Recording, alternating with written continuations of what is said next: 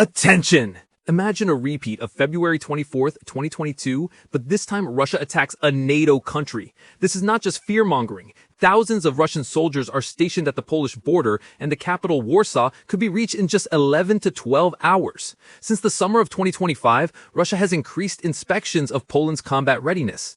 Poland, the main hub for aid to Ukraine and a U.S. ally, is regularly subjected to cyber attacks, sabotage, and drone incursions. Poland considers the risk of escalation very real and has been preparing for the worst-case scenario for decades.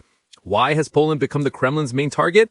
First, it is NATO's strongest European country in terms of land forces. Second, the Kremlin sees Poland as the alliance's hostile outpost. Military experts describe up to 5 possible war scenarios. The most destructive and terrifying is a full-scale invasion from Belarus and Kaliningrad. The key strike point would be the Suwalki corridor, a narrow 65-kilometer strip between Lithuania and Poland that is the only land connection between the Baltic states and the rest of Europe. The attack would be swift and sudden. Iskandar and Kingal missiles could reach Polish targets in just minutes. If a Kingal is launched from Kaliningrad, the warning system might not react in time since the flight time from launch to impact is about 90 seconds.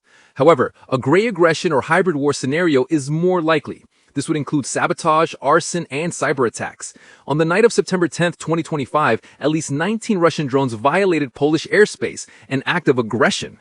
It was a test of Poland's combat readiness and NATO's reaction. In response, NATO launched Operation Eastern Guardian to patrol Polish skies.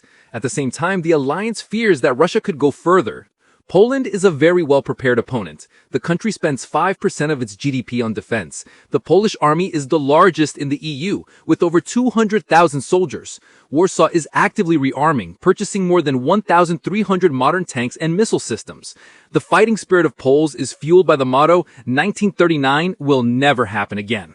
What about NATO? An attack on Poland automatically triggers Article 5. However, the charter does not specify clear timelines for decision-making, and NATO could spend time consulting before entering the war.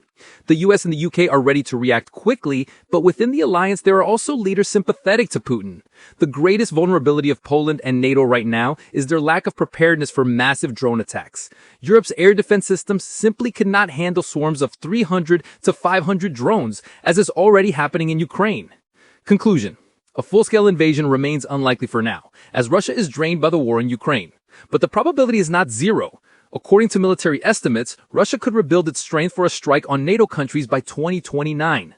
Russian aggression may be aimed at demonstrating NATO's weakness and attempting to disrupt arms deliveries to Ukraine. Attention! Imagine a repeat of February 24th, 2020.